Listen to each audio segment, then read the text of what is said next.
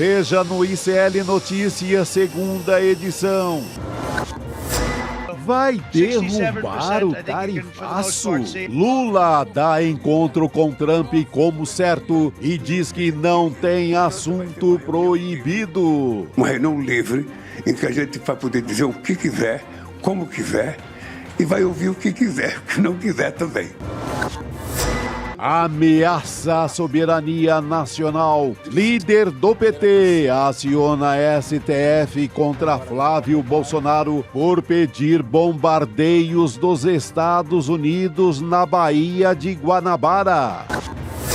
Segue o líder. Após confirmar candidatura ao Planalto em 2026, Lula aparece em nova pesquisa, derrotando todos os candidatos da direita. O ICL Notícias, segunda edição, está no ar.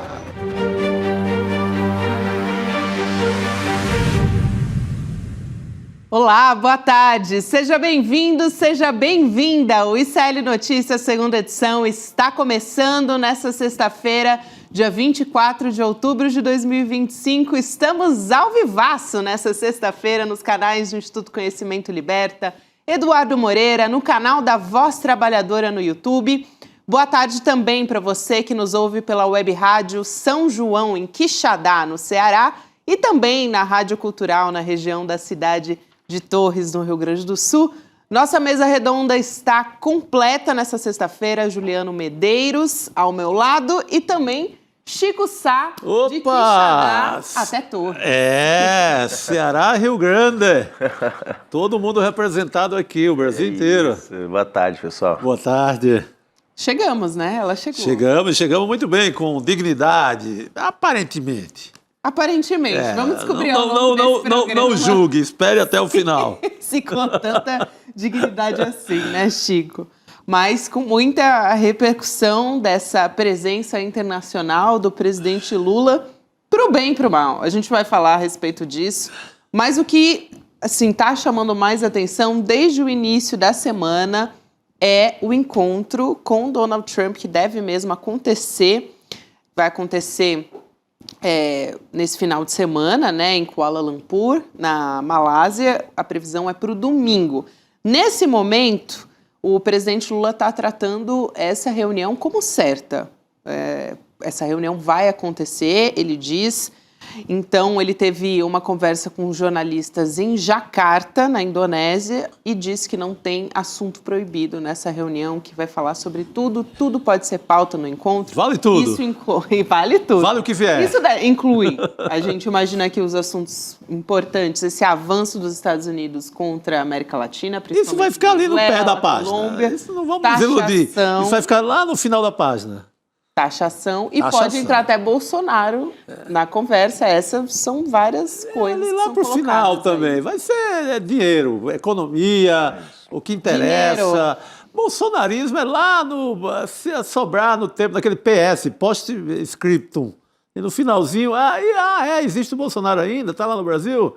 Manda um abraço para ele e pronto. Não tem que conversar sobre Bolsonaro. Claro. Mas o interessante é dizer que não tem assunto vetado. Quem vai conversar deve estar aberto para qualquer coisa. O cara pode puxar qualquer história, qualquer pauta. Antes da gente seguir falando sobre isso, vamos assistir essa fala do presidente Lula para a gente ver o tom ali dessa conversa com os jornalistas e a gente já volta. Vamos lá. Não existe veto a nenhum assunto.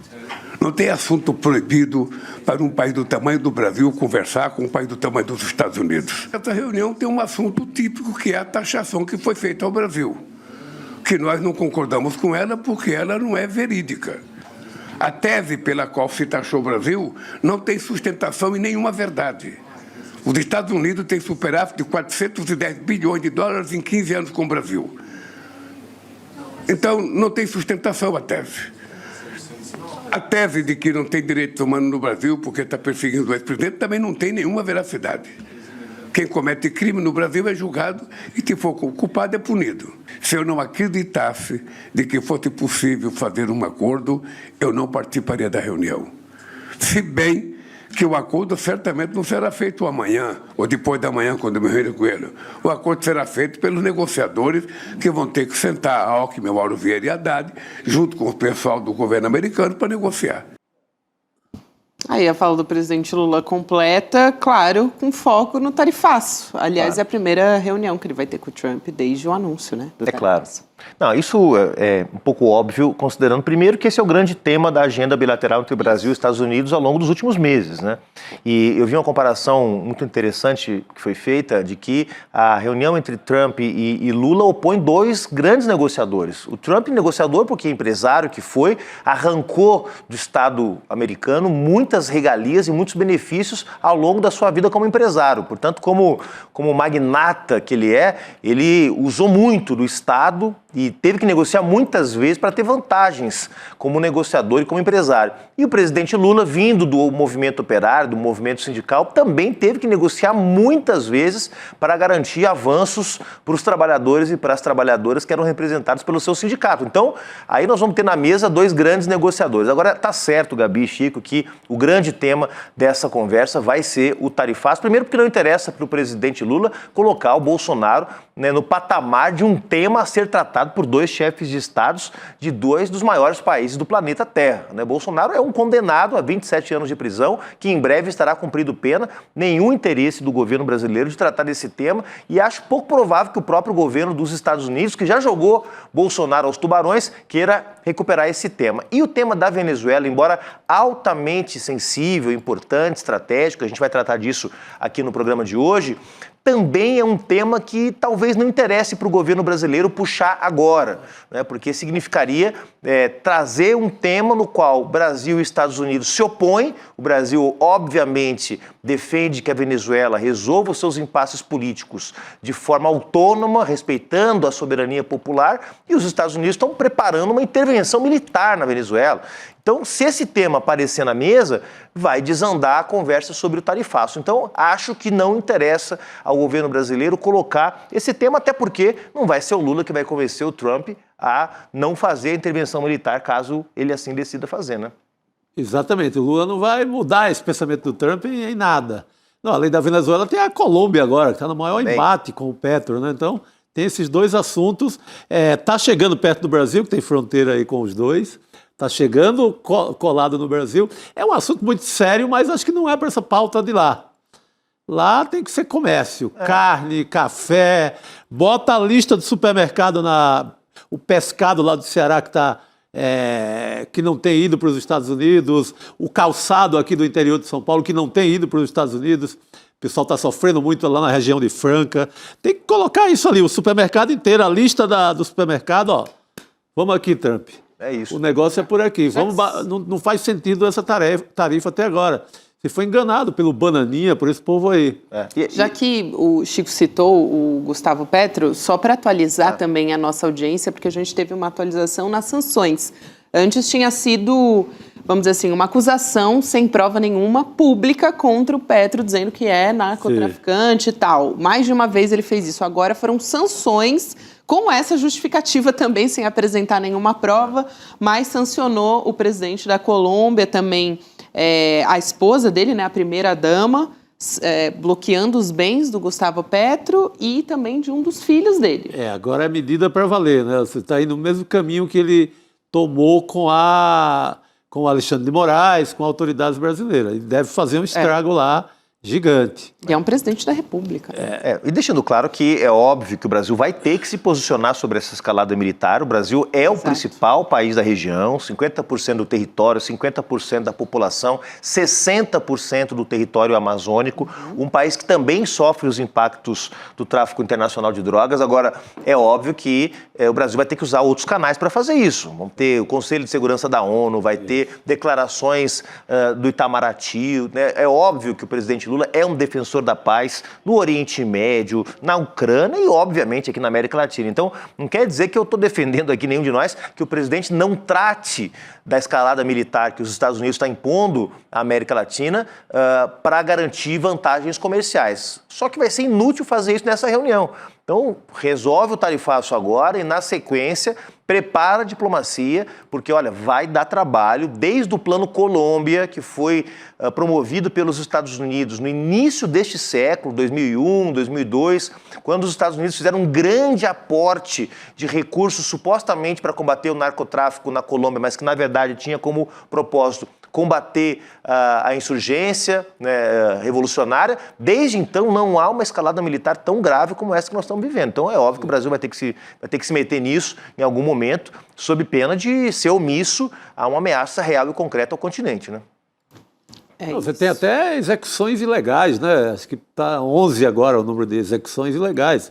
Pessoas estão sendo mortas como se estivesse numa guerra. Pegou uma guerra declarada. Pegou um barco no Caribe, você pode ser bombardeado. Manda bala e por aí vai. A ONU até já deu uma ideia de que vai se meter nessa questão. Embora aos seus 80 anos a ONU não esteja com essa moral toda, principalmente depois do que aconteceu em Gaza, mas é um pronunciamento importante. Até mais, viu, Chico? Você está trazendo essa contabilização, e eu acho super importante. Aqui, segundo uma contagem já subiu, né? Com base na FP, aqui que eu tô vendo na Carta Capital, né? Mas a gente tem 43 pessoas que morreram na ofensiva marítima, segundo essa contagem provisória da FP, com base nos dados do Pentágono. Sim, não. É muita gente. Muita gente. E até agora nenhuma prova apresentada de que essas pessoas realmente eram traficantes. E ainda que fossem, né? Quer dizer, pena de morte tem lá nos Estados Unidos. Aqui não tem pena de morte na circunscrição venezuelana ou colombiana. Não tem guerra declarada, né? Jurisdição. Não tem uma guerra declarada a Venezuela, é outra situação, execução.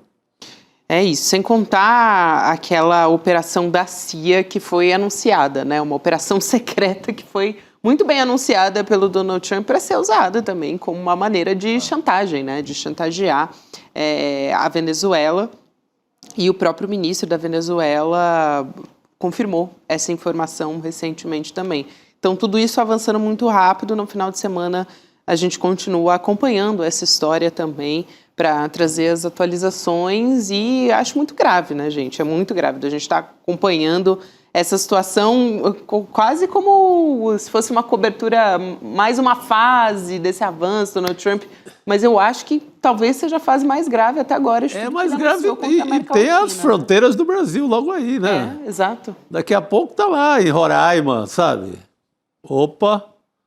Deixou de ser puramente a guerra comercial. Que é muito muita coisa. O assunto é muito sério. É isso. Agora, nas tarifas, o curioso é que os governadores mais atingidos por elas no Brasil são os mais trumpistas, né?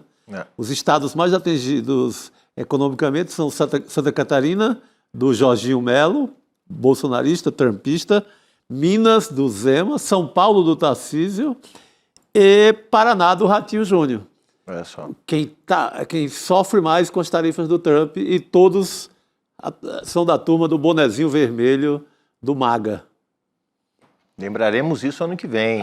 Por favor. Toda aí é candidata ao Senado ou a governador e alguns até presidente. Então, certamente esse tema vai estar presente daqui até a eleição. Isso. Muita gente dizia, né, Gabi? Vai envelhecer muito mal, né? Vai, né? Muita gente dizia que talvez fosse conveniente esticar essa novela, porque o Lula podia se beneficiar eleitoralmente, né, com esse impasse das tarifas. Primeiro que o tarifaço virou um tarifake, a gente já comentou isso aqui, porque 700 produtos na lista de exceções, o impacto na balança comercial brasileira vai ser relativamente pequeno. Mas, ainda assim, tem impacto, né? Tem algum desemprego que está sendo gerado por essas medidas e o governo do presidente Lula está sendo muito responsável, porque ao invés de esticar essa novela para manter a ideia do inimigo, né, que está vindo aqui interferir na política brasileira, está querendo resolver o problema. E é verdade, o governo e o Brasil ganham mais se o presidente Lula resolver o problema, desembaraçar o tema do tarifaço, do que ficar esticando essa novela por mais tempo. Né? Ao contrário do que muitos especulavam, é uma abordagem bem pouco eleitoral e bastante responsável do governo para enfrentar o problema. Perfeito. É isso. Vamos continuar tratando sobre esse pronunciamento do presidente Lula à imprensa.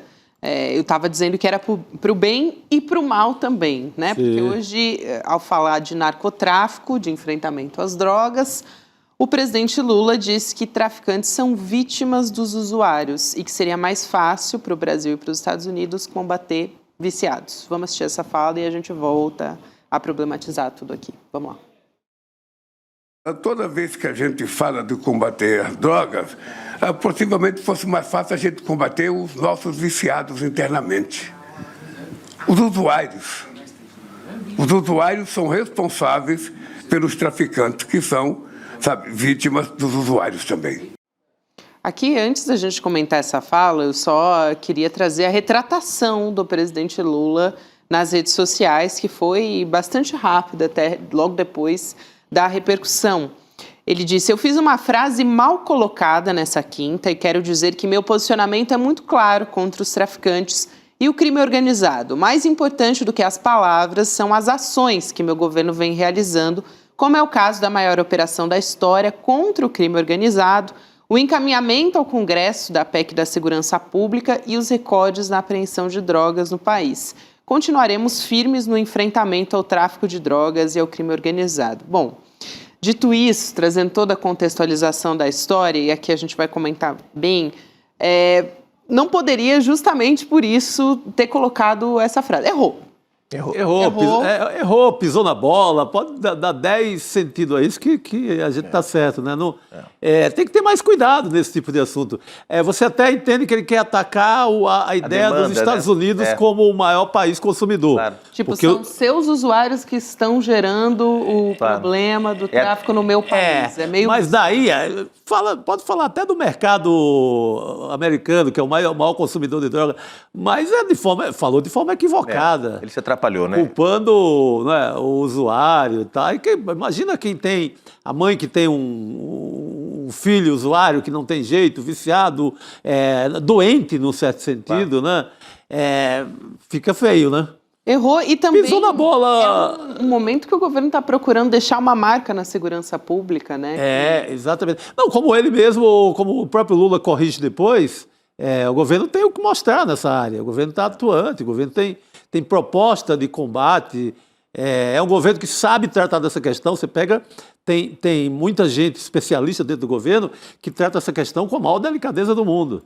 Mas o Lula, ao verbalizar, o Lula pisou no tomate, como dizia Osmar Santos nas suas narrações. Se atrapalhou, né? Porque, na verdade, é isso que o Chico mencionou, né? Tem uma crítica que é muito recorrente de que os Estados Unidos, desde os anos 80, com Reagan, eles desataram a chamada guerra às drogas, mas são o maior mercado consumidor do mundo. Então, na verdade, ao invés de combater ou de diminuir a demanda por drogas no seu país, vai sempre atacar a oferta, que é, em geral, oriunda dos países da América Latina, mas se atrapalhou e acabou promovendo uma frase muito infeliz. O presidente não precisa falar de todos os assuntos, né?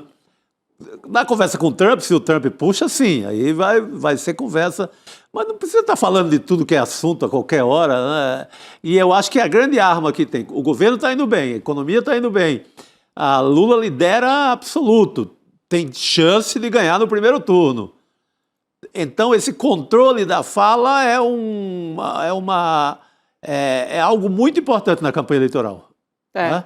É algo muito importante, ter muito cuidado, porque se o governo vai bem, se a economia vai bem, se a campanha vai bem, se é líder absoluto, por que dá por que dá pipoca para jogar comida no zoológico? Por que jogar comida para os animais?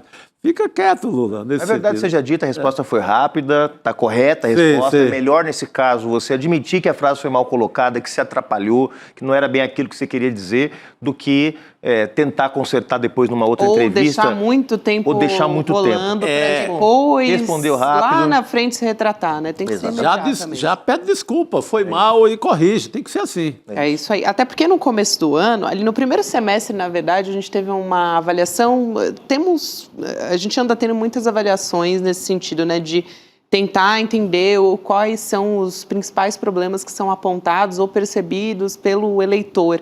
E ali tinha quase 40% dos eleitores falando, avaliando negativamente a gestão nesse sentido, nesse aspecto da segurança pública. E o governo tem respondido a isso nesse segundo semestre, acho que respondido muito bem a muitas questões, né, que estavam ali precisando de ajustes, inclusive na comunicação.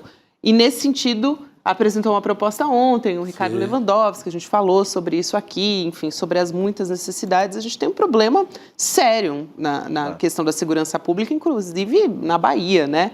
Que é governada pelo PT há muitos anos já. Então, é uma questão nacional, muito séria. Pega todos os estados e tem que ter cuidado na fala. Uma vez errando, corre e já conserta, já pede desculpa, porque não pode deixar isso ali. Porque cada meia hora em rede social isso vai criando um estrago. Porque a festa para a extrema-direita, porque está assim. Foi, né, Chico? Está sendo. Está sendo. A extrema-direita não está sem pauta, está correndo atrás. Ela é defensiva. Pela primeira vez, a extrema-direita está correndo atrás da pauta da esquerda. Então você dá uma chance, você levanta uma bola dessa, você faz um pênalti desse para os caras, não precisa. É isso, é um prato cheio para a extrema-direita justamente pegar esse corte, viralizar, muita gente respondendo, o Derrite também, o secretário de Segurança Pública. O Derrite não tem moral alguma, né? Nenhuma, mas os caras estão dando moleza pro PCC, né? Aqui todo dia, mas você dá discurso para ele, né? Defendeu, né, o PCC quando teve a história do metanol, que a Polícia Federal falou, estamos investigando, ainda não temos evidência. Defendeu. Né? Eles já disseram, não há evidência de que o PCC... Não foi o PCC. Nem investigou ainda, mas já deram essa justificativa e agora estão surfando nessa onda aí. Mas dito isso, vamos voltar a falar dos cenários. E o cenário é muito positivo para o presidente Lula quando a gente olha para essa questão eleitoral. Por isso que não pode, não pode dar bobeira. Esse tipo de coisa, não pode dar bobeira. Está liderando o cenário de segundo turno para as eleições de 2026. Saiu uma pesquisa da Atlas Intel, a gente coloca aqui na tela também. Vamos olhar aqui, primeiro turno, Lula segue numa crescente. Vamos colocar os números em tela cheia para a gente poder visualizar. Para quem não consegue também enxergar, eu vou aqui explicando, né? Nas intenções de voto, está atingindo o melhor patamar dessa série, desse primeiro cenário.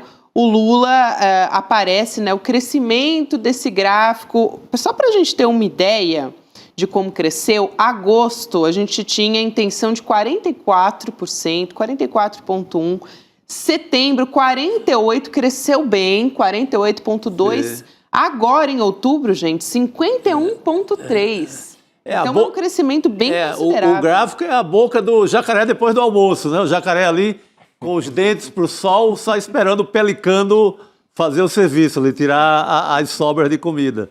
Abriu total. E você percebe que tem aqui, você pega de março até agora, vocês percebem aí que tem um crescimento de 10 pontos. É bastante isso, tá? Num período de 6 meses, né? Porque pode-se pensar que 6 meses, mas um governo e o presidente Lula, nos últimos 6 meses, é uma quantidade imensa de entregas, né? Todo dia tem um novo programa social sendo anunciado, todo dia tem uma nova medida para facilitar o crédito. Então, tem uma quantidade grande de entregas. Isso é o que se costuma dizer, Chico, nas campanhas eleitorais, que começou a crescer na hora certa, né? Nós estamos há um pouco menos de um ano, praticamente um ano da eleição, né? O segundo turno, se tiver segundo turno, vai ser exatamente daqui a um ano. Então, o governo começou a melhorar no momento certo. Nos últimos 4, 5 meses a avaliação do governo só cresceu e o impacto está nas pesquisas eleitorais, né? E chama a atenção o Tarcísio, né? Que eu acho que é o outro grande dado, que é o Tarcísio derretendo na pesquisa de opinião. Já começa a gerar dúvida no próprio bolsonarismo se ele tem que ser o candidato do bolsonarismo. Foi de 34 ali em julho, 33, 31,8, agora 30,4. Para quem está nos acompanhando aqui por áudio. Você vê que o Tarcísio nunca havia sido exposto. Ele é beneficiado pela babação completa e diária da mídia de São Paulo. Blindagem. Que é Tarcísio para cá, Tarcísio para lá, só notícia favorável. Vendeu a Sabesp, todo mundo aplaude. Torrou mais alguma coisa do Estado. Matou 30 na Operação Escudo, todo mundo aplaudindo qualquer ação do governo Tarcísio. Pela primeira vez começa a ser criticado. Teve a questão do metanol, que o governo foi relapso, não fiscalizou bebida em São Paulo, deu uma resposta triste e cruel para a sociedade, né? Quando diz que se minha Coca-Cola não está batizada, o resto que se vire. Pisou na bola em outras ocasiões, defendeu o PCC de maneira precoce, no caso mesmo Do metanol. do metanol também. O PCC não foi. Então, ele foi se expondo, correu para Brasília para defender a bandeira da anistia a Bolsonaro, enquanto a população estava preocupada aqui em São Paulo, ele estava dentro da casa do Bolsonaro, despachando assuntos totalmente politiqueiros. Então, essa semana resultado disso. A licença maternidade de professoras, atacou a licença maternidade essa semana. Dias atrás também, com o tema dos pedágios, teve que recuar, teve que desarmar 13, 14 pedágios que ele ia. Está espalhando pedágio pelo estado. Essa semana eu viajei muito, fui para Registro, Araraquara, Matão, pessoal de São Carlos. Um abraço para quem está nos assistindo dessas cidades. É impressionante a quantidade de pedágio. Agora é o free flow, né? Não tem mais cancela, você passa ali e cobra automaticamente. Então, e de lá para cá, acho que o que pegou mais mal para o Tarcísio foi a questão do metanol mesmo. Do metanol, principalmente. Justamente essa que a gente tem também a taxação sobre a gorjeta dos garçons. Dos garçons, é verdade. Que fica, taxado, o Haddad taxa isso, taxa aquilo, o cara taxando garçom. Está achando gorjeta de garçom aqui em São Paulo. E uma crise que está encomendada, estudo que saiu hoje, né? Estudo não, mas a notícia que saiu hoje no G1, que é um estudo que o governo do estado já está preparando para a falta de água em São Paulo. Nós podemos ter uma crise daquelas crises brabas que nós tivemos 15 anos atrás, com rodízio nas torneiras, né, com falta de água crônica em dezenas de cidades de São Paulo, né, mostrando os resultados dessa política privatista que entregou a Sabesp, a maior empresa de águas do Ocidente, a preço de banana. Como é que você entrega uma empresa, né, de recursos naturais em plena crise climática que a gente vive? Né? Absurdo, Chico. E foi dado, né? Porque ele deu a fundos de investimento. Aliás, está um rolo medonho, porque o Nelson Tanuri está querendo vender... Está querendo negociar com ações com a Sabesp. O Nelson Tanuri, para quem não conhece, é um famoso aproveitador de massa podre de ações de estatais no Brasil. Ele chega liquidando. Está um rolo pesado no mercado financeiro aqui de São Paulo por causa desse efeito Tanuri na Sabesp. Então, Tarcísio é exposto pela primeira vez na vida. Coisa que não acontecia. A mídia, nossa senhora... Tem um outro dado importante na pesquisa também que eu quero chamar a atenção, Gabi, Chico, que é um número que interessa muito para a disputa de São Paulo. Porque nós temos um cenário com Fernando Haddad vencendo o Tarcísio na disputa presidencial. A gente vai colocar aqui também. Vamos lá, vamos colocar aqui na tela. Vamos primeiro falar do primeiro turno, né? No cenário do Haddad, se ele estivesse representando, então, a esquerda e não o presidente Lula, ele ia liderar essa disputa. Então, 43,1%, o Tarcísio se mantém quase que na mesma do que com Lula. 30,1%, um pouquinho menos até, né? Do que com o presidente estagnado Lula. Em 30% o bolsonarismo raiz, né? Se você aí somar, vem claro, Caiado 7, Ratinho Júnior 3,5, que é talvez que não seja tão conhecido. E o Romeu Zema, gente, 2 pontos. Olha, aí o candidato, na minha opinião, é o Ratinho Júnior. O Tarcísio já pulou fora, o candidato é o Ratinho Júnior. Agora, é impressionante. Olha esses números aqui, pessoal. Nós estamos falando que se você somar Tarcísio, Caiado, Ratinho e Zema, que são o mesmo campo político, na verdade, né? O campo do neobolsonarismo, vamos dizer assim. Né? E o Haddad, nós estamos falando que o Brasil está rigorosamente dividido em 2 campos. Não tem nenhum candidato de centro nessa eleição. Não tem. Nenhum candidato de centro que consiga aparecer que não seja traço. 10% de branco e nulo e 3% quase de não sabe. Então, na verdade, nós estamos de novo caminhando para uma eleição totalmente polarizada entre bolsonarismo ou neobolsonarismo de um lado, né, e a esquerda e a centro-esquerda de outro lado. Não tem essa coisa de candidato de 10%, e a definição já está tomada, porque você tem nem 4% de indefinidos, não sei.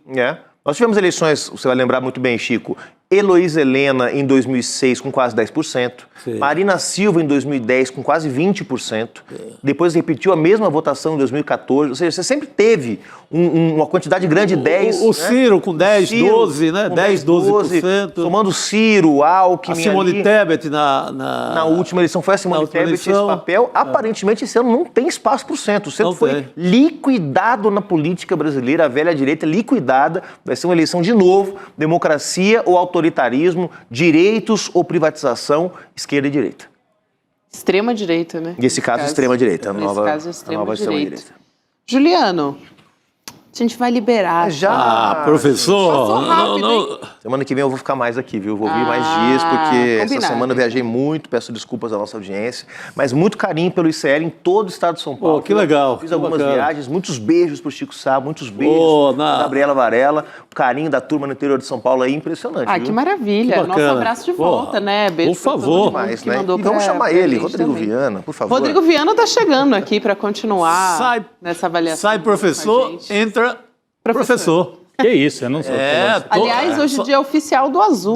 Dois historiadores. Isso sim. Por lá. no ICL Notícias, segunda edição. Ah, é? Aqui. Hoje Ele tá todo mundo- veio vestido de N2. O amor é azulzinho, como já... O Amor é Azul tem aquele O filme amor é azulzinho. das cores, né? É, da trilogia das cores lá. Trilogia das cores do Kieslowski, é isso? Fraternidade é vermelha, o amor é azul e... o branco eu não lembro o que alguma é. coisa é branco aí. A fraternidade é branca? Deu branco aí, né? Solidariedade, não sei. Fraternidade, eu acho. Eu sexta-feira sempre sou de branco aqui destoando sempre. Muito rapidamente, aqui a gente tem um cenário de segundo turno em que o Lula vence também, tá, gente? Só para fechar esse bloco e a gente já vai seguir. Mas a gente coloca aqui na tela também o Lula com 52% em quase todas as disputas, com o Tarcísio, que teria 44%, a Michele Bolsonaro 43%, o Jair 44%, Jair Bolsonaro, Romeu Zema 35%, Caiado 36%, Ratinho Júnior 37%. O único que muda ali um pouquinho, quase nada, é com o Ratinho Júnior, que praticamente... A Márcia Aparecida, que é lá do Paraná, lembrando que o Ratinho Júnior está vendendo tudo lá. É a mesma mentalidade do Tarcísio, vendendo até escola pública. Isso. É a mesma mentalidade aqui de São Paulo, tornar privadas com um sistema quase de escola particular. E me parece que quando eles fazem isso, quer dizer, eles também sinalizam para o empresariado, para a burguesia, para a Faria Lima, olha, eu sou útil para vocês. Eu vendo no Paraná, eu posso vender no Brasil. Sim. Então, me apoiem. O Ratinho Júnior está nesse movimento, né? Olha, o Tarcísio tropeçou, esqueçam o Tarcísio, eu posso ir com vocês. O Tarcísio vendeu a Sabesp como isca, assim, para a Faria Lima. Olha como eu sou bom de vender. Ele vira candidato a presidente nessa hora, quando ele rifa quando ele dá uma martelada os na recursos Sabesp. de São E Paulo. logo depois da crise da SEDAI no Rio de Janeiro, né? Exato. Porque para esses caras de fundo de investimento, pouco importa se o povo de São Paulo vai ficar sem água, se a água está com a pressão reduzida aqui em São Paulo. Pode observar. À noite, tá? E na periferia, a água sai fraquinha e a conta subiu. Exatamente. Então, pouco importa para o cara bacana lá da Faria Lima, que comprou um pedaço da Sabesp, que a Dona Maria, lá no Parque São Rafael, na Zona Leste de São Paulo, esteja com a torneira sem água. Não vale nada para eles.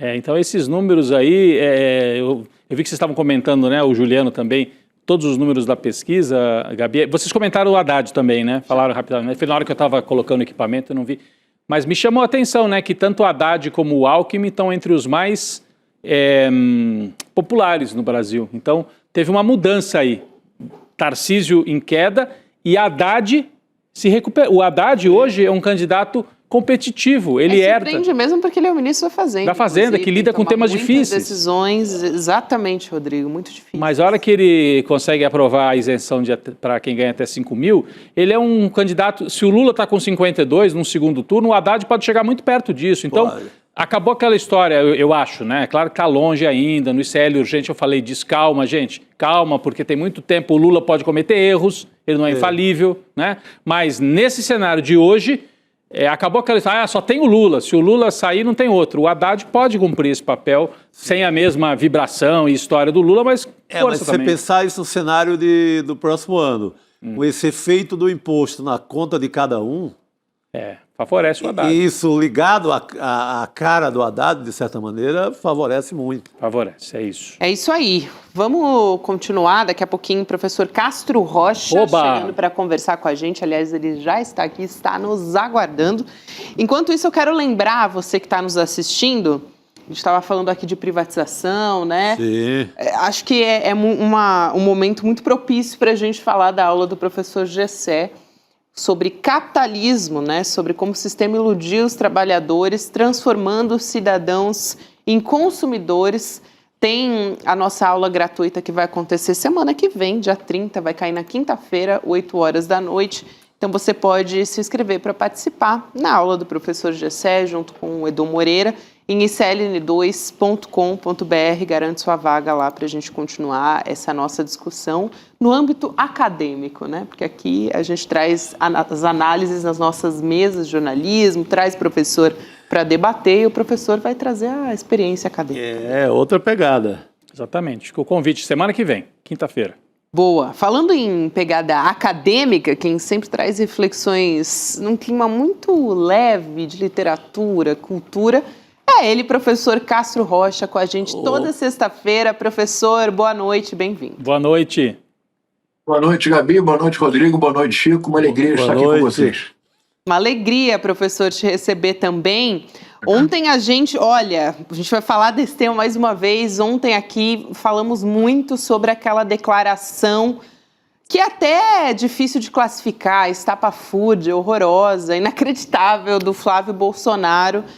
A gente vai colocar aqui na tela mais uma vez para relembrar o que ele foi publicar nas redes sociais. Estava recolocando ali nas redes sociais, no X, uma afirmação do Pete Hegseth, né, que é o secretário de guerra dos Estados Unidos. O Flávio Bolsonaro pega essa publicação do Pete, que estava ali mostrando que tinha atacado mais uma embarcação nas proximidades aqui da Colômbia, na América Latina, e ele diz o seguinte, e só para lembrar, né, a gente está falando de uma justificativa que é uma falácia, que é uma cortina de fumaça, mas que está sendo dita pelo governo dos Estados Unidos de que há narcotráfico e por isso que estão bombardeando e matando gente. Já morreu mais de 40 pessoas, falamos aqui sobre isso. E o Flávio Bolsonaro disse o seguinte, que inveja ouvi dizer que existem barcos como esse aqui no Rio de Janeiro, na Baía de Guanabara, inundando o Brasil com drogas. Você não gostaria de passar alguns meses aqui nos ajudando a combater essas organizações terroristas? Professor, antes de passar para o senhor para a gente refletir aqui sobre soberania nacional, porque acho que aí a gente ultrapassou até uma linha, aquela história de bater continência. A bandeira, é bem mais que isso. É muito mais profundo do que isso. Mas só para trazer uma informação aqui de que o líder do PT na Câmara dos Deputados, Lindenberg Farias, protocolou uma representação criminal no Supremo Tribunal Federal contra o Flávio Bolsonaro, por conta dessa declaração. Ele que está somando ao Eduardo, né, nessa empreitada internacional contra o Brasil, professor. Olha, é impressionante, porque ecoa a declaração que parecia pura bravata do Eduardo Bolsonaro, que disse que vislumbrava um porta-aviões americano no Lago Paranoá. Essa mensagem que ele fez questão de traduzir para o inglês, no inglês característico da família Bolsonaro, mas compreensível, e que ele endereçou ao secretário, ao ministro da Defesa, que não é mais, para eles, não é mais ministro da Defesa, Gabi, eles renomearam, eles querem chamar agora do Ministério da Guerra, que parece puro George Orwell, 1984. Que o Flávio Bolsonaro faça essa mensagem é uma aberração em vários níveis. Primeiro nível, você destacou muito bem, Gabi, soberania nacional. O Lindenberg Farias tem toda a razão. Veja, há muito tempo atrás, ainda na época do Getúlio Vargas, um político baiano, muito com uma oratória brilhante, o Otávio Mangabeira. O Mangabeira Unger é da família. O Otávio Mangabeira, houve uma fotografia dele infeliz, em que pelo ângulo da fotografia parecia que ele beijava a mão do Eisenhower quando ele veio ao Brasil. Gabi, a carreira política do Otávio Mangabeira praticamente acabou, porque sempre se considerava que ele tinha sido submisso a um presidente estrangeiro. Agora, o Flávio Bolsonaro, que é senador da República, que compra as suas mansões inexplicáveis com dinheiro dos nossos impostos, porque a única coisa que ele fez na vida foi ser político. Bom, não conta o empresário, como político. Que ele faça essa mensagem é absurda, no nível da soberania. No nível do crime de lesa pátria, ele está convidando uma potência estrangeira a invadir o Brasil.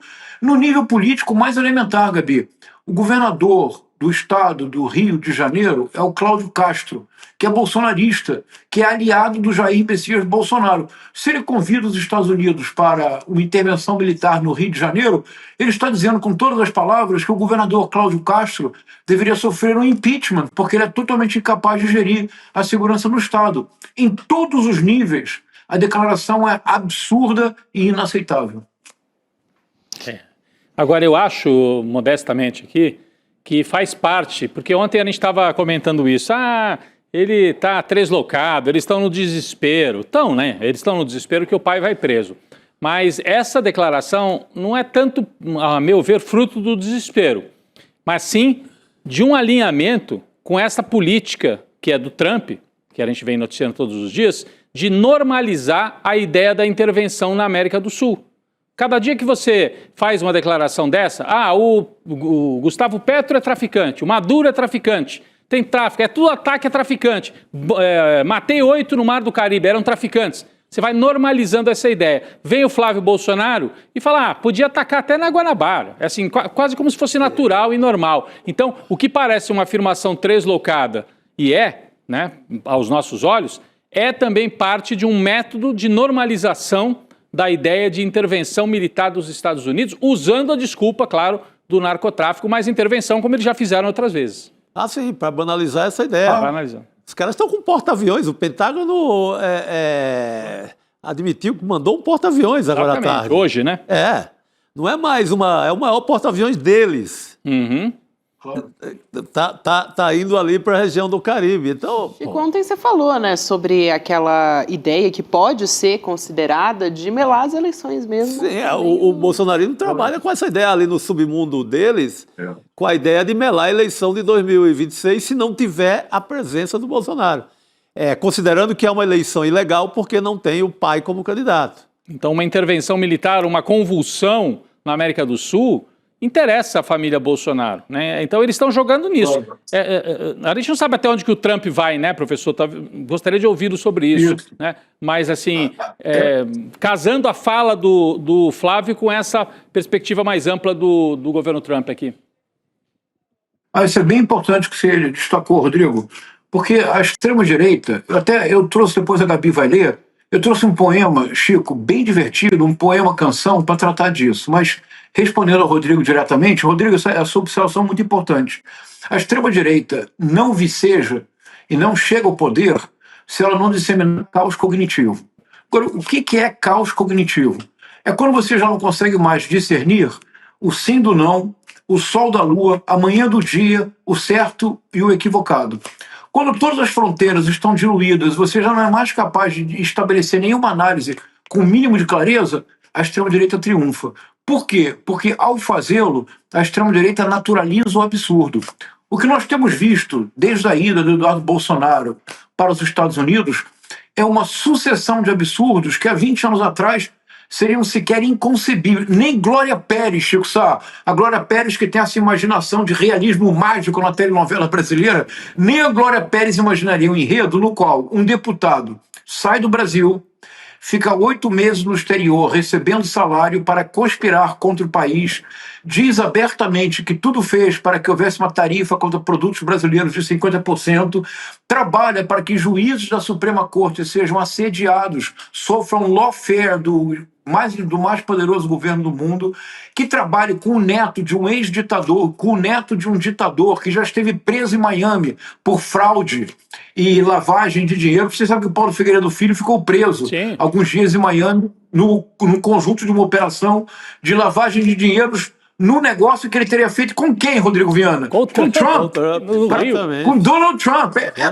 Quer dizer, não existe roteirista possível para isso. E eles estão há 8 meses nos Estados Unidos tentando fazer com que o governo norte-americano intervenha no Brasil. E, Gabi, este senhor continua sendo deputado. É impressionante. O relatório no Conselho de Ética que poderia ter levado à cassação foi um relatório desfavorável ao pedido de cassação do mandato. Ele será unicamente cassado por falta, por ausência no plenário. Então, Rodrigo, isso é bem importante que você disse. A extrema-direita só avança se ela produzir caos cognitivo. Isso é um método criado pelo Steve Bannon e intuitivamente pelo Olavo de Carvalho. Sim. Quando você produz uma situação na qual nós já não somos capazes de discernir coisas básicas, quando se produz uma situação na qual se perde o mínimo denominador comum, o absurdo impera. Imperando o absurdo, a extrema-direita triunfa. Perfeito. Perfeito. Eu acho importantíssimo a gente falar sobre isso e aí já entrar na literatura aqui. Que todas as junto sextas-feiras. Com o professor Castro Boa. Rocha fazendo essa conexão, né, do bolsonarismo com essas narrativas delirantes. O professor Castro Rocha escolheu um poema que acho que muita gente aqui conhece. E, aliás, acho que fez parte da infância de muita gente, Claro. da minha fez, do Vinícius de Moraes.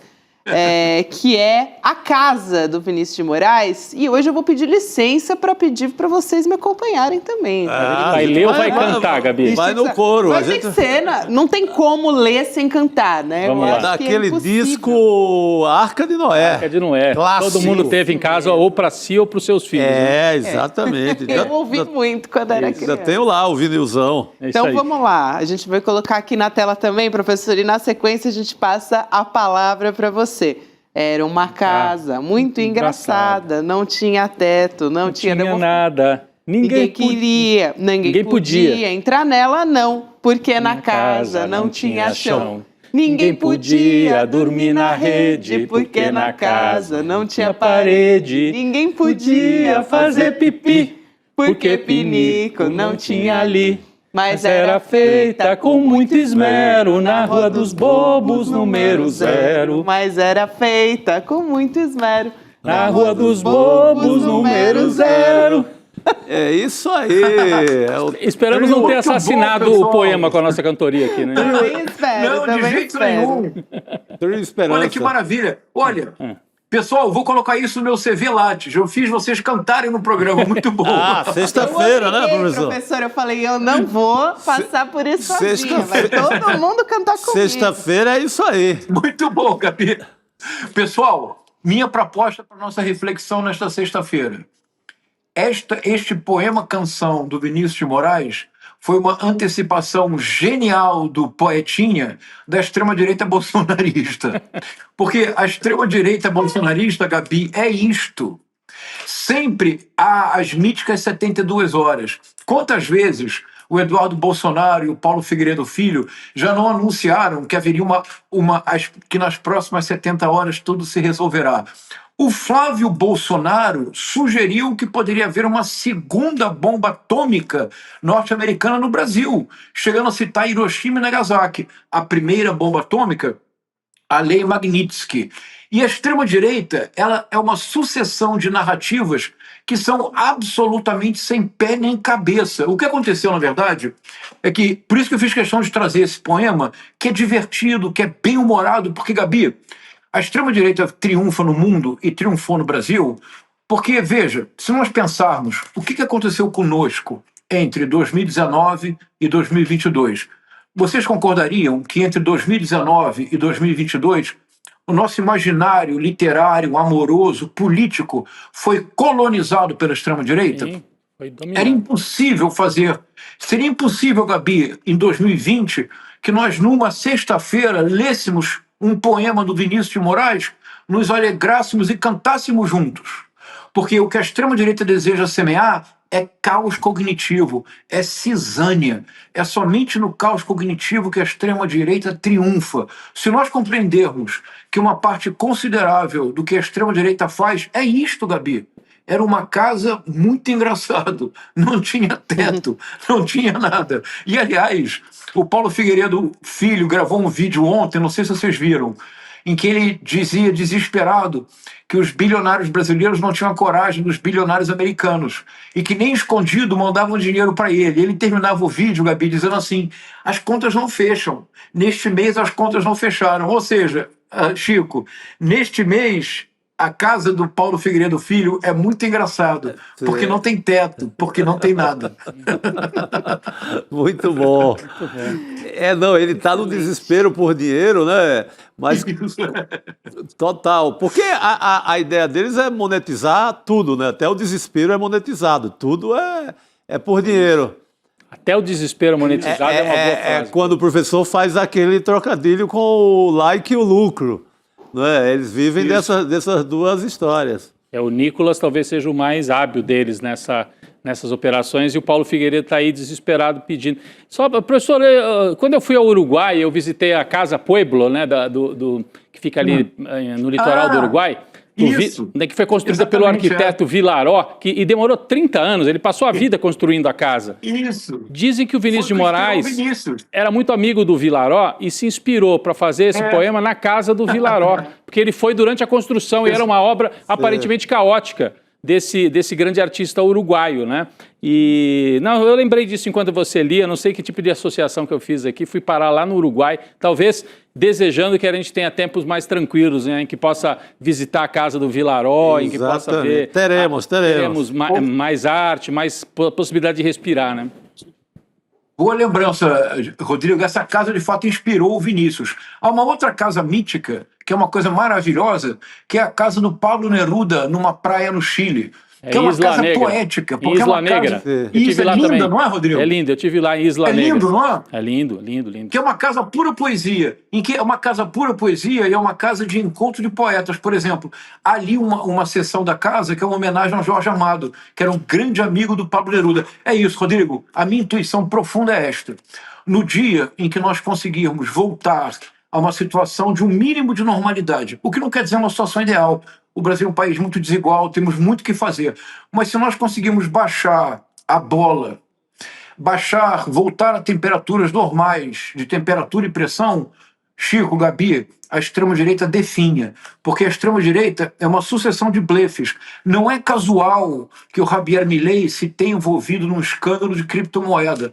Não é casual que os filhos do Trump tenham enriquecido, já agora, nos 10 primeiros meses de governo, com criptomoeda.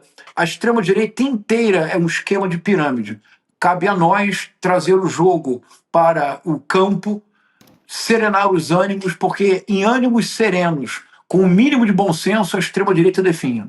Isso aí, boa. Muito bom, professor. Perfeito. O professor Castro Rocha, ele vem justamente permite que a gente tenha esses momentos, né, de reflexões, de poder e até, olha só, visitei a casa. Falar de poesia, Uruguai, que beleza, né? A melhor hora do programa é essa. Muito obrigada, professor Castro Rocha. Aliás, muita gente no chat dizendo que cantou junto com todos nós aqui na Sucesso total.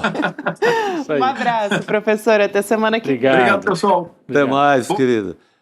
O louco que fala nessa questão das drogas, o Trump fala, e ele, hora nenhuma, ele menciona, a Casa Branca menciona a Argentina, que tem políticos ligados ao Javier Milei, realmente envolvidos com narcotraficantes. Vamos ver se ele vai bombardear a Casa Rosada. Lá sim, lá já foi... Espero que não também. Lá já foi comprovado. É?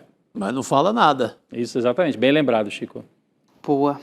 Olha, essa semana, já que a gente está refletindo aqui sobre extrema-direita, sobre o Trump na América Latina, a gente tem um dos assuntos da nossa revista Liberta dessa semana. O Freud e o Marx estão estampando a capa, viu? Aliás, edição número 7 é da nossa revista dessa semana, a gente coloca aqui na tela. A esquerda no divã é o tema central, tem artigos exclusivos da Camila Jara e do Lindener Pareto, né, deputada, e também o nosso professor Lindener. E tem aí, já adiantei, a intromissão de Trump na América Latina, artigos do Jamil Chad e do Ricardo Mello. Jamil Chad, que, enfim, é uma unanimidade, né, como quando o assunto é assuntos internacionais, anos e anos de cobertura, e as colunas fixas que a gente tem na revista também, do Demore, Andréa Dipp, professor Castro Rocha. Tá linda, né? Essa capa aí. Mais uma do Aroeira, hein? O Marx colocando suas barbas ali para serem analisadas. No divã do Freud. Pelo Dr. Freud. A esquerda está sempre nessa situação aí, ao longo da história, né? Porque a esquerda consegue fazer uma autocrítica mínima, coisa que não é comum na extrema-direita. Eu acho bom ir para o divã. Quem não vai para o divã é quem tem certeza de tudo. Exatamente. Quem tem certeza de tudo não está entendendo nada. Exatamente. Quem tem certeza de tudo não está entendendo nada. Não sabe de nada. É isso aí, Rodrigo. E para quem ainda não é assinante, pode ir em revistaliberta.com.br fazer a assinatura. Fica o convite aqui para quem está nos acompanhando. Aliás, amanhã Amanhã, sábado, a gente tem os 50 anos do assassinato do jornalista Vladimir Herzog. Falamos aqui sobre isso ao longo dessa semana. Aconteceu ali nas dependências do DOI-CODE de São Paulo. E para marcar essa data, a gente tem um momento ali que vai fazer uma referência à memória do Herzog. A Comissão Arnes, o Instituto Vladimir Herzog, também organizaram a recriação do ato ecumênico na Catedral da Sé. Vai acontecer amanhã, dia 25, 7 horas da noite. Então, em homenagem não só ao Herzog, claro, mas também às vítimas da ditadura militar.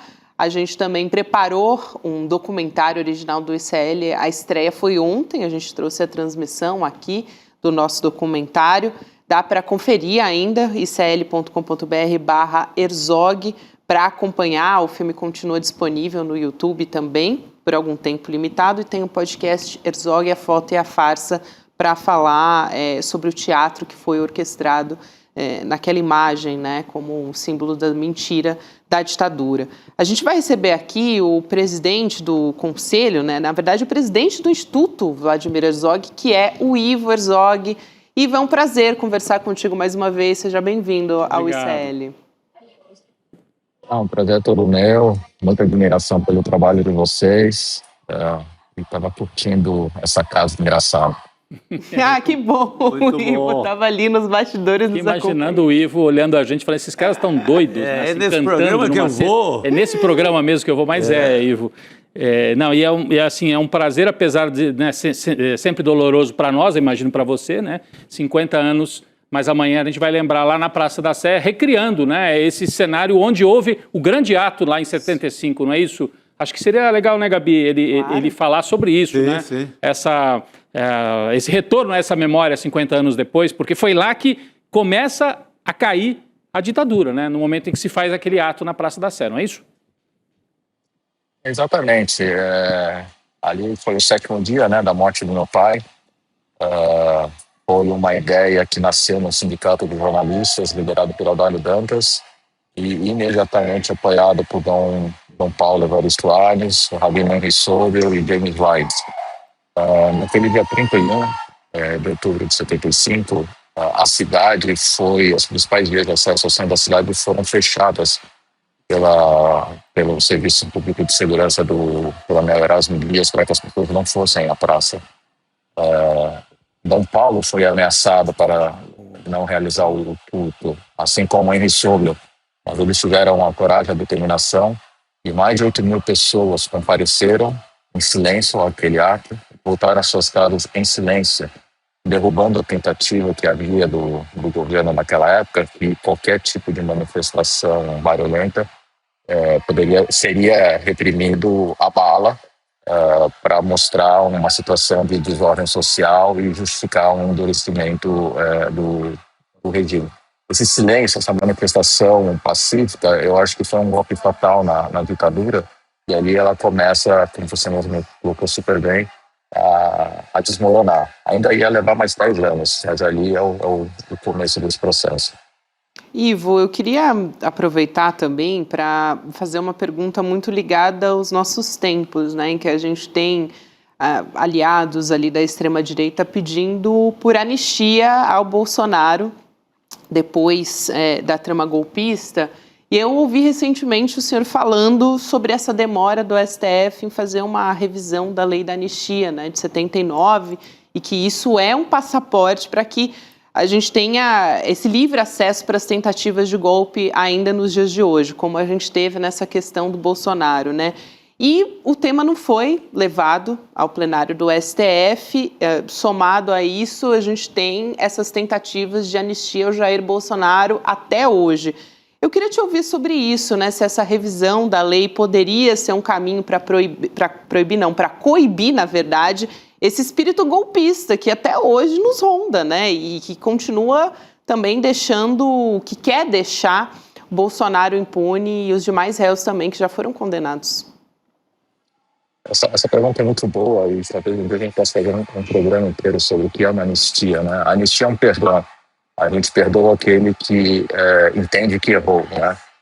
E aí já mostra uma grande incoerência com a anistia de 79, porque o governo de 79, o governo do pai do rapaz que vocês estavam falando agora há pouco, do João Figueiredo, o presidente João Figueiredo, ele e todo o governo militar, eles nunca admitiram os assassinatos, sequestros e torturas. Então, como é que a gente pode anistiar alguém que não cometeu nenhum crime? Então, aquela anistia de 79 e todo aquele entendimento à época, usando a questão dos crimes correlatos, é uma aberração jurídica e me engana que eu gosto, assim, não se sustenta também, usando uma palavra que vocês usaram muito aí sobre a extrema-direita. A história do Brasil, a história republicana do Brasil, que tem um pouco mais de 100 anos, ela é marcada por mais de uma dezena de golpes ou tentativas de golpes. Todos esses momentos tiveram dois elementos comuns: a presença dos militares e a impunidade. E é isso que eu falei, essa impunidade é um passaporte para a pessoa tentar de novo. Ela vai tentar, ela não tem nada a perder. O relator dessa BPS 320 que vocês falaram sobre a revisão do entendimento da lei de anistia, o relator é o ministro Dias Toffoli. E esse silêncio dele por mais de 8 anos nada mais é do que uma cumplicidade, no meu entender, a essa cultura de impunidade. E se a gente não fizer alguma coisa diferente, essas tentativas de golpe, novos golpes virão no futuro breve. Eu acho que a grande coisa histórica, uma coisa que aumentou a força da luz no fundo do túnel, realmente é a prisão e o julgamento daqueles que tentaram o golpe de 8 de janeiro. Se passar uma lei de anistia e de impunidade para essas pessoas, a gente vai continuar sendo um país de contínuas tentativas de ruptura do sistema democrático. Até porque a história, a gente já sabe, lá quando o Juscelino, né, Ivo, quando ele dá o perdão, ali naquela tentativa de levante no governo dele, mais na frente a turma se junta e pá, de novo, responde, né? Com 64. Então, ou agora pune para valer, já temos o Braga Neto e mais um general na cadeia, né? Tem 2 generais presos. Mário Fernandes, temos 2 generais na cadeia. Acabou de sair o acórdão publicado das condenações, ainda cabe recursos, mas ainda a gente vive, né, Ivo, com esse fantasma da possibilidade de uma nova anistia. Hoje mesmo ouvi o líder do PL, o deputado Sóstenes, dizendo que vai voltar com o tema. Então está sempre à espreita essa questão da anistia. Você colocou muito bem. Eu queria até aproveitar e trazer para o contexto dessa conversa os Estados Unidos, que sempre foram considerados a maior democracia do mundo. E eu acho que o Brasil, as instituições brasileiras, as instituições democráticas deram uma lição que as instituições americanas não conseguiram dar. Aquele que tentou um golpe aqui no Brasil está sendo julgado, está em prisão domiciliar e vários de seus cúmplices também estão presos. Isso não aconteceu com uma tentativa muito semelhante que aconteceu nos Estados Unidos. Então, acho que a gente tem que bater no peito e dizer: nós somos a maior democracia do mundo. E o resultado disso, o ato de amanhã vai falar muito sobre isso, porque o ato de amanhã ele é dedicado a todos os familiares de mortos e desaparecidos da época da ditadura. Foi a luta dessas famílias, a insistência, a coragem, que eu acho que criou essa nação onde a gente vive com tanto orgulho, é capaz de resistir a esses devaneios, a esses ataques da extrema-direita. Muito bom, muito bom. Ivo, eu quero muito agradecer a sua presença aqui no ICL e, bom, amanhã estaremos todos, né, presentes no ato, então até amanhã, a gente se encontra amanhã. Comentário, bem rapidamente, claro. É muito marcante esse evento amanhã, o dia que ele acontece, o horário que ele acontece. Foi no 25 de outubro, também no sábado, em 1975, na hora que o evento vai começar amanhã, por volta das 19h30, 2 diretores da TV Cultura bateram na porta da nossa casa para dizer para minha mãe o que tinha acontecido. E antes que eles falassem qualquer coisa, a minha mãe aos berros disse: mataram o Vlado. Então é muito simbólico o dia e o horário desse ato interreligioso que vamos estar fazendo amanhã. Estão todos convidados, vai ser um ato interreligioso e artístico, muita música boa, vai ser lindo, eu tenho certeza que vai ser lindo e ele de novo, pegando um gancho no bate-papo que vocês estavam tendo, a gente ainda vê certas fragilidades na democracia. Então a gente tem que constantemente lutar e defender e mostrar nosso apreço pela democracia. E eu acho que esse ato é muito importante nesse sentido. Com certeza, muito importantíssimo. Obrigada também por Obrigado, até amanhã. compartilhar essa Obrigado. lembrança aqui com Até a amanhã. gente, com a nossa audiência. Até amanhã, Ivo. A gente continua aqui as nossas conversas voltando a falar sobre política brasileira. Agora há pouco a gente estava falando sobre, o Ivo lembrou, né, sobre essas conexões estapafúrdias ali da extrema-direita, sobre falas também, como por exemplo a do Flávio Bolsonaro. A gente conversa com a Cristina Serra a respeito desse assunto. A Cris está chegando aqui nessa sexta-feira. Cris, boa noite. Boa prazer noite. sempre te receber, querida. Boa noite, Gabi, Chico e Rodrigo. Boa noite, querido. Boa noite. Cris, agora há pouco a gente estava falando dessa declaração do Flávio, a gente até voltou a colocar aqui na tela mais uma vez, para quem nos acompanha, ele reproduzindo uma foto, né, uma imagem, na verdade, do secretário de guerra do Donald Trump, o Pete Hegseth, que estava atacando mais uma embarcação aqui na América Latina, nas proximidades da Colômbia, justificando como narcotráfico. Dezenas de pessoas já morreram por conta disso e o Flávio Bolsonaro basicamente pedindo para que o governo Trump, né, para que os Estados Unidos atuassem aqui no nosso país também. E no mesmo dia, eu queria também trazer aqui, porque você queria comentar a fala do presidente Lula a respeito do narcotráfico, né? A gente teve essa colocação do presidente Lula. Então, te ouvir um pouco sobre tudo isso, sobre essas últimas declarações. Eu acho, começando pela fala do presidente Lula, acho sinceramente que ele se atrapalhou, né? Ele estava falando ali numa conversa com jornalistas e eu entendi o sentido da fala, mas de fato a frase não foi das melhores, não foi bem formulada, né? Quando ele fala que os usuários são vítimas, mas os traficantes também, algo assim, é uma frase confusa, mas o que eu entendi ali é que ele, evidentemente, né, o presidente Lula está se referindo àquela massa de gente pobre que é usada pelo tráfico, né, aquele menino, muitas vezes menores de idade, como eu conheci muitos aqui no Rio de Janeiro, fazendo reportagens sobre isso, décadas e décadas atrás, né? Você ia, porque agora é muito difícil conseguir subir em qualquer morro do Rio de Janeiro, mas décadas atrás você conseguia subir conversando, né, com as associações de moradores e tudo mais, e eu mesma entrevistei traficantes que eram crianças, meninos de 10, 11, 12 anos de idade, que são usados como aviões, né? É a gíria do tráfico para essa mão de obra, digamos assim, que o crime organizado usa. Então, certamente, e nesse caso, sim, são vítimas, né? Meninos que são usados como massa, como essa mão de obra, né, para esse varejo do tráfico, sim, são vítimas, né? Tanto quanto os usuários, os dependentes, né? Então, eu acho que foi neste sentido, é só olhar, quem tem honestidade intelectual, é só olhar a trajetória do Lula, o que ele já falou sobre esse assunto, e, de fato, as ações do governo dele, como ele mesmo falou, né, ao se corrigir, né, para ver o entendimento dele sobre o assunto.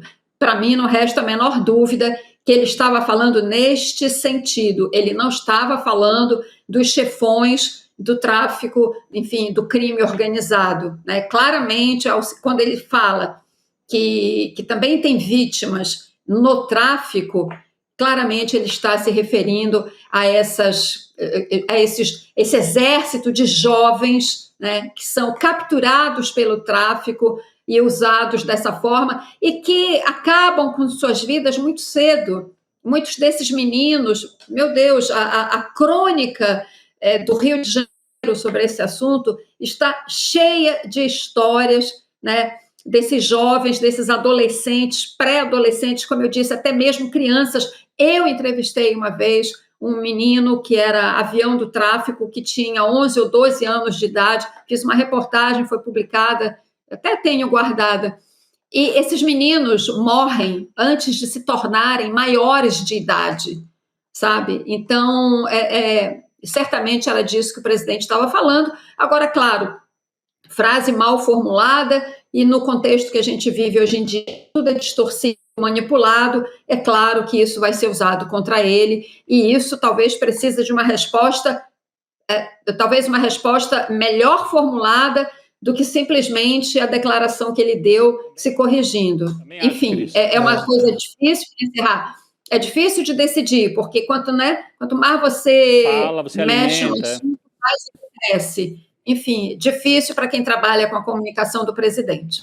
Não, eu acho assim que, claro, é isso que você falou, quem trabalha com a comunicação é que vai decidir, etc. Mas a minha impressão é que tem esse vídeo em que o Lula faz essa fala que ele mesmo disse foi mal colocada, foi recortado e está circulando por aí, de maneira muito forte. Sim. Aí o Lula vem e faz um texto escrito dizendo, olha, foi mal colocado, não é nada disso, etc.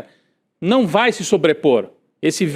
Essa desculpa do Lula, assim, peço desculpas, foi mal colocado, vai ficar soterrada debaixo do vídeo que continua circulando. Ele precisaria de um outro vídeo, para ficar vídeo contra vídeo. Dizendo assim, falei de um jeito que não devia, não é nada disso, o que eu penso é assim, acabou, pronto. E aí deixar isso circular. Mas, gente, às vezes a tática da comunicação é deixa morrer sozinho, porque daqui a pouco muda o assunto, é melhor nem gastar bala com isso, mas... Ou até a retratação é difícil atingir o mesmo nível, é difícil. Do primeiro corte. Mas tem que tentar fazer. Rodrigo, só para concordar, assim, só quero lembrar o caso do Pix em janeiro. Exatamente.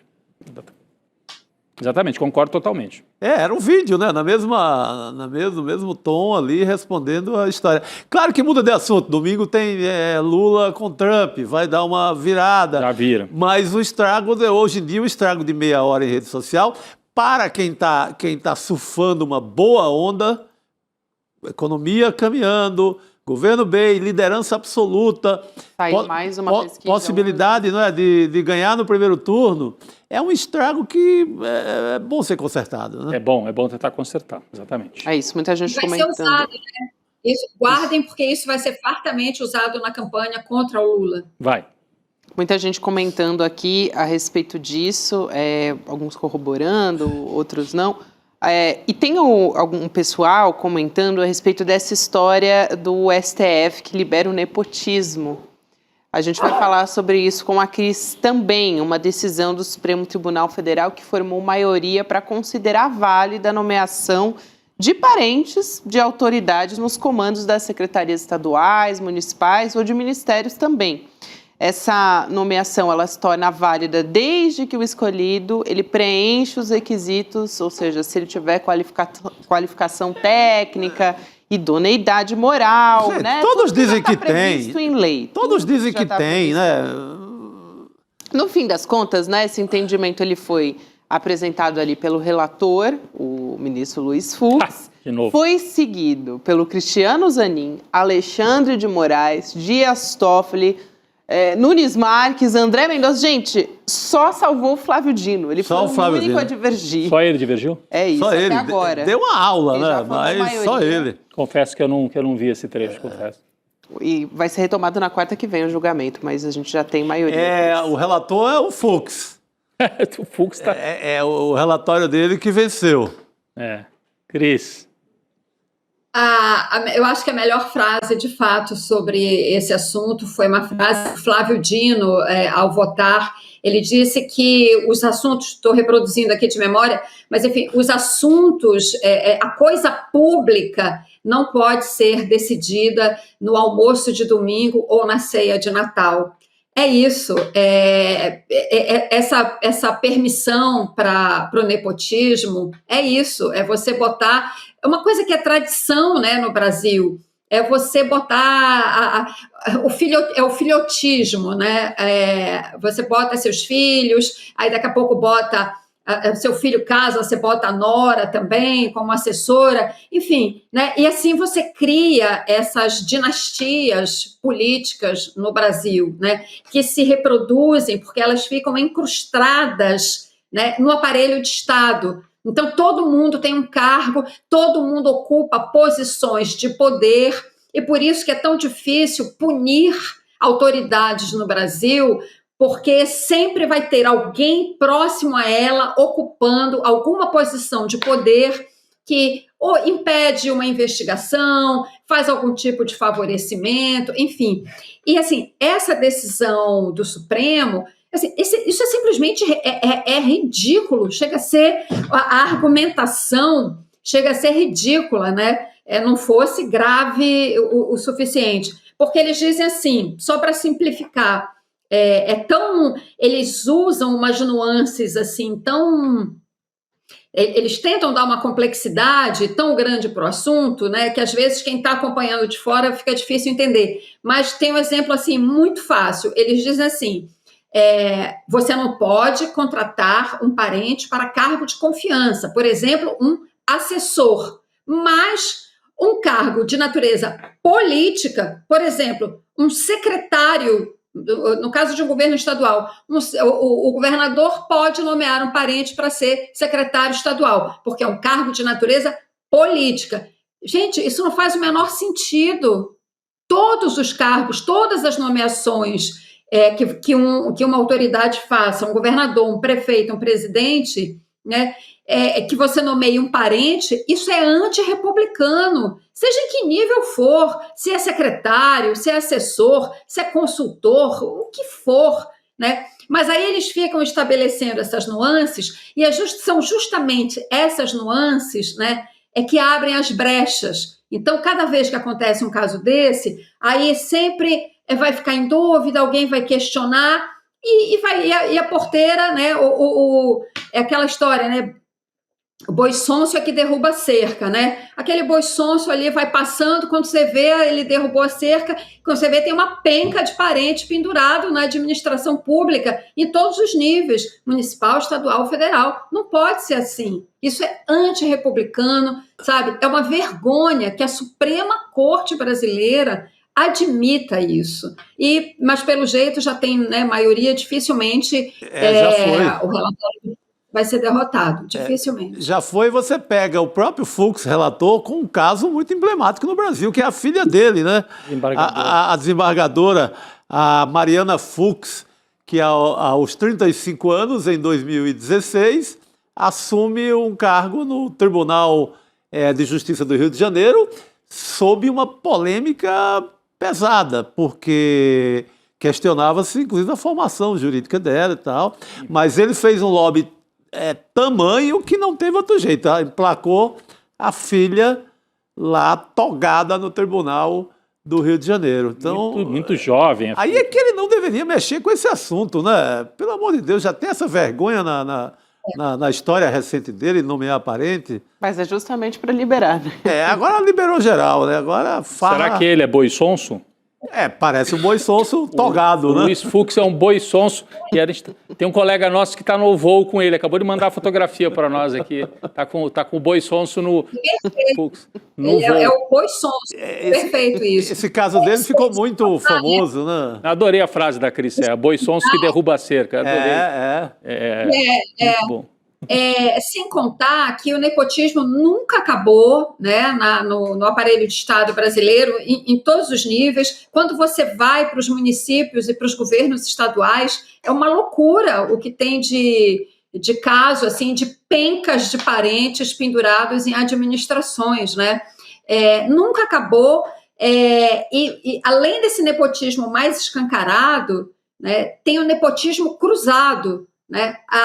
Eu estou falando que nunca acabou porque já houve tentativas, né, de se estabelecer regras, principalmente Câmara dos Deputados, houve muitos escândalos já, né, já foi uma coisa assim muito escancarada, muito aberta.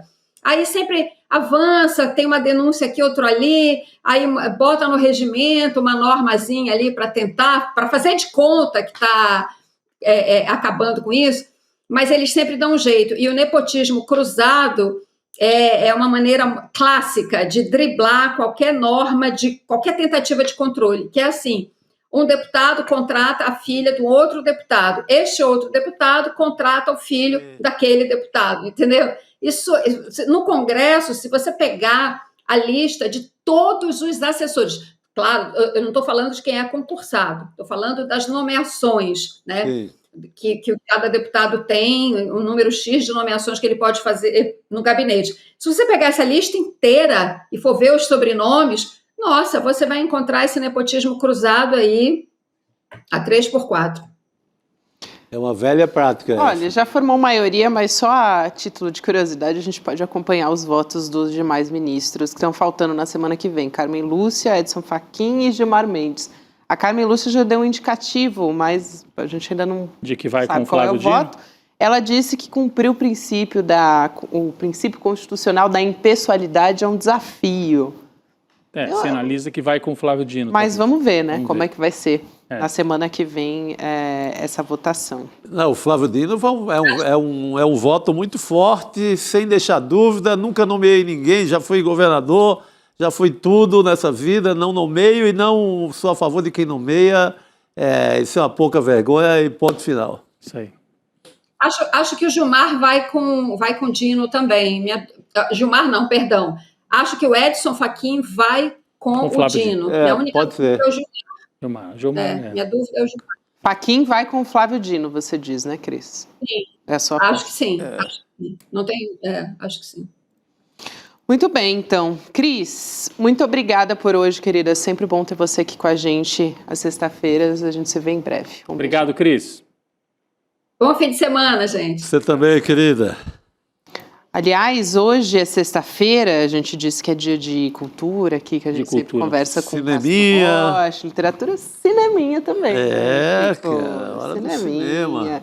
Hoje a gente tem Cine CL, então a partir das 7 horas da noite é logo na sequência do N2. Hoje a Adriana Carranca, aliás, gostei muito desse tema aqui hoje, porque em cartaz está essa semana Decadência e Ruína, que é um filme sobre a festa mais cara da história organizada pelo rei do Irã, que levou à derrubada de uma monarquia de mais de 2000 anos. Tem um convite aqui do Duda Leite, na sequência eu digo porque que eu gostei aqui desse documentário que a gente vai exibir nessa semana. Vamos lá assistir.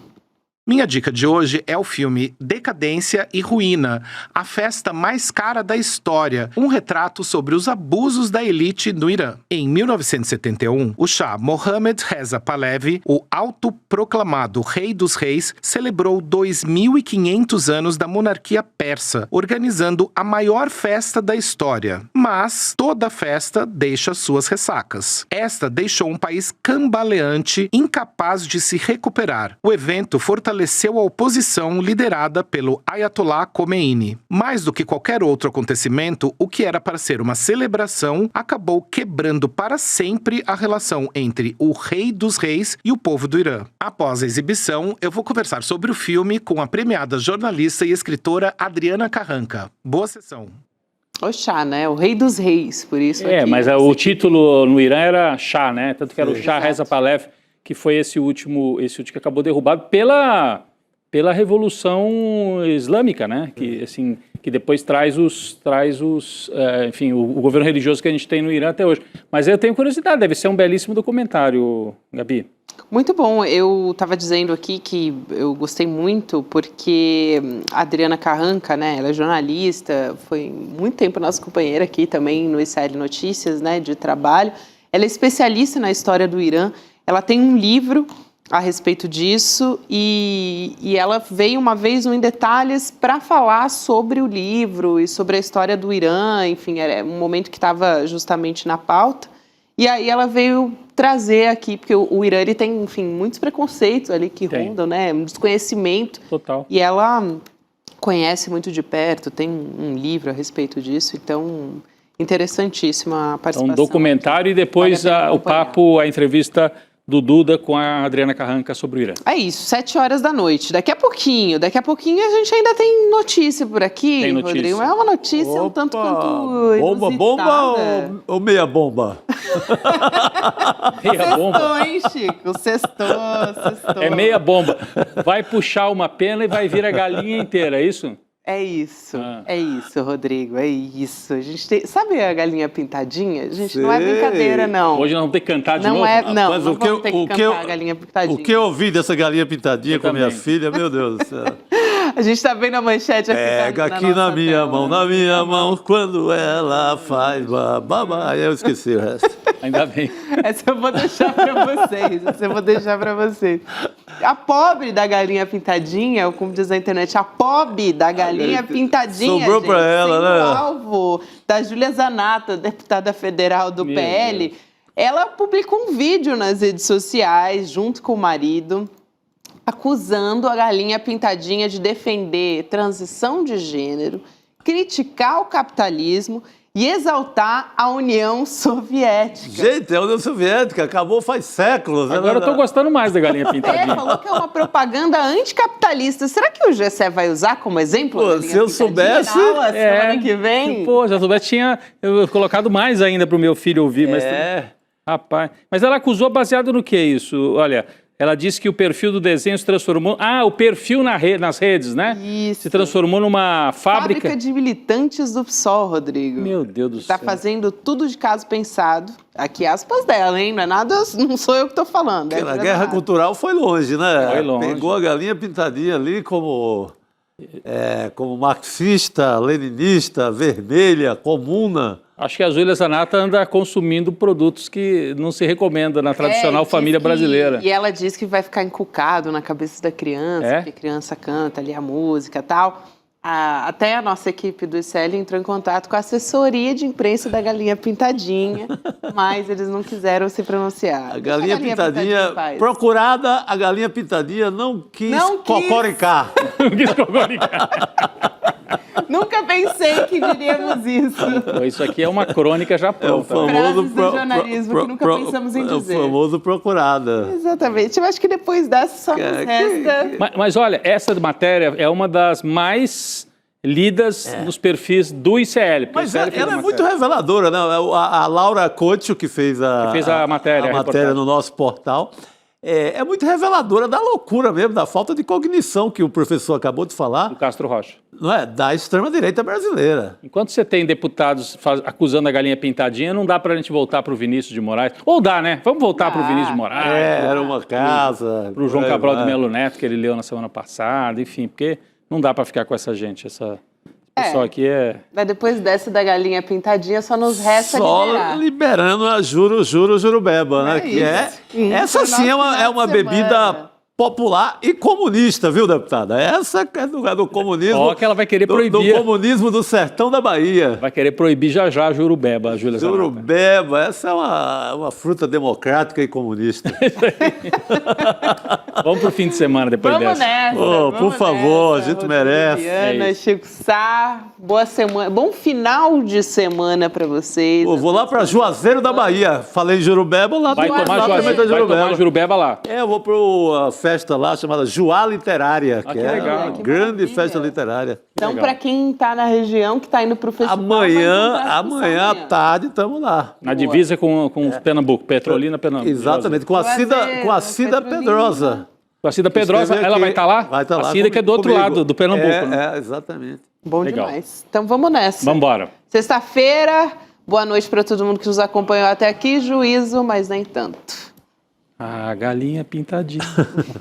O capitalismo conseguiu roubar até mesmo os sonhos dos trabalhadores. Ele simplesmente pegou ideias e sonhos que surgiram para combater o capitalismo e as transformou em ideias verdadeiramente capitalistas. Liberdade, criatividade e originalidade, que eram formas de resistência ao capitalismo, agora são termos associados ao lucro, às empresas e ao mundo do trabalho. No dia 30 de outubro, quinta-feira, às 20 horas, eu darei uma aula magna chamada Grande Mentira do Capitalismo. Vamos mostrar como o sistema ilude e engana hoje trabalhadores em todos os lugares. E aí, Chico, vamos me incorporar, amigo? Velho, agora... Rapaz, que estampa é essa, rapaz? Gostou? Comprei na loja de CL. Entra agorinha. Vista a coragem. Leve a luta com você. Camisetas da comunidade mais corajosa do Brasil. Acesse souicl.com.br e garanta já a sua.